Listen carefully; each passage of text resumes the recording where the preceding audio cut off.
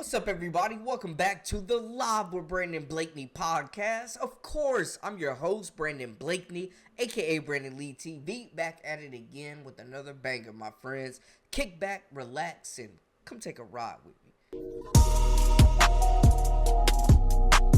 You are now locked into the Live with Brandon Blakeney podcast. Here is your host, Brandon Blakeney.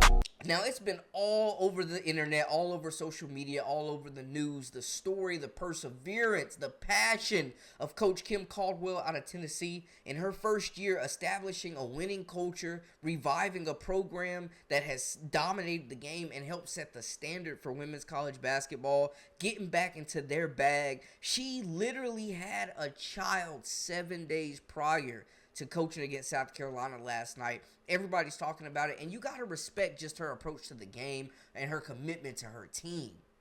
I love this team. I ask a lot from them, so I'm going to give them everything I have.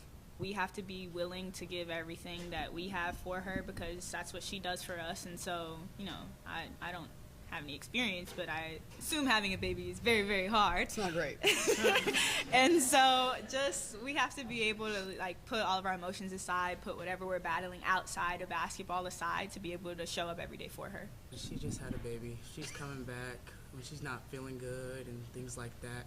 Of course, we have to give our all for her. As she said, she gives her all for us, so we just have to have each other's back. Put me in, Coach. Coach Caldwell, put me in. You see the type of impact that she's leaving on this team, man. And it's exciting because of the fact, too, that she really has these players' backs, man. She was in the news a little while back when they were talking about, they had lost a tough game, I believe, to LSU, and the media was kind of saying, you're off to a hot start. You ain't got to win in year one. These really aren't your players. And she stood up and said, these are my players. They decided to stay. I'm coaching them. We want to win now. We want to win for our seniors. When I seen that clip, that showed me everything I needed to know about Coach Kim Caldwell. I'm going to just tell y'all that right now. I was already a fan. I stand with Kim Caldwell, man. But then seeing her skipping the maternity leave, getting right back to it, coaching the biggest game of her career, and giving South Carolina a hell of a fight, and the fans in Knoxville a hell of a show. I had to salute, and you heard from the players as well, what type of impact it had on them, and that the fact that they're ready to run through a wall for their coach. How could you not? And they're playing inspired basketball, and I even think from this loss they will learn a lot, and I even think losing to South Carolina but playing them that tough will catapult this team and build momentum going through the SEC, where they still have to play LSU, where they still have some very tough games throughout this season. They still got to play UConn. They still got to play LSU, like I mentioned. They played Texas tough. LSU beat them by a bucket. Tennessee definitely is a team on the rise, and I think they're going to be dangerous in the SEC tournament because of their three-point shooting, their defensive prowess, being able to press the daylights out of you. You better have guards that can control the basketball with this group, because they will press the daylights out of you, and they score a lot of points. They broke the record for three-point shooting already, and they have fun doing it. They look to bounce back against Mizzou. They got UConn. They got LSU. Ole Miss is a tough matchup. Alabama, Kentucky still on the horizons. Florida, a young scrappy team as well. Alabama, we mentioned.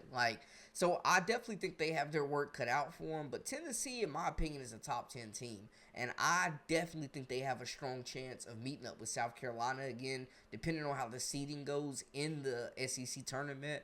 I like this team. I like their passion. I love that they have a coach that believes in them in year one, just taking the nation by storm. It's one of the best stories in women's college hoops, man. And for her to really just be a mom, not even considering, you also got to look at the physical part of it, of what it does and how much it takes out of a woman to have a child, but then go right back to work. Then you got the emotional attachment to consider too, leaving your newborn for a period of time.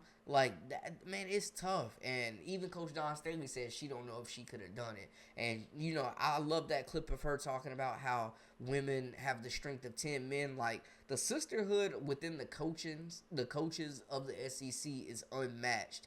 But I think Tennessee going to have a lot to play for. I think they're going to play hard for their coach. They're not going to let her missing time with her family be in vain.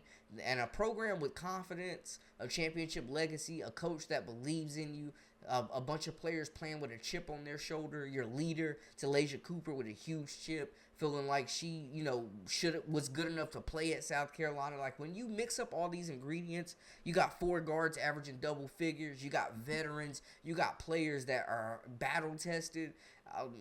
That believe in themselves, that have confidence. It's a really dangerous recipe for the SEC, man. But I think Tennessee is definitely a talented team. They play hard. They're scrappy. They out-hustled South Carolina in that first quarter. Like, they go for 50-50 balls. Like, Coach Kim Caldwell, I think, has instilled toughness in this group mentally and physically. And they freaking mirror her off the court. But her coming to coach 7 days after giving birth is crazy, like superhero type stuff. Like, you can't make this up, bro. Like, this is intense. And any women watching, shout out to the moms, the real superheroes of the world. Y'all let me know y'all's comments. I love the talk of women empowerment, the talk of strength, the women. We saw Kim Mulkey showing her love too, like a new coach in a new conference, a new mom. We identify these women by their careers and their titles, but we forget that these are mothers too. These are aunts. These are cousins. These are grandmas. Like, that's the difference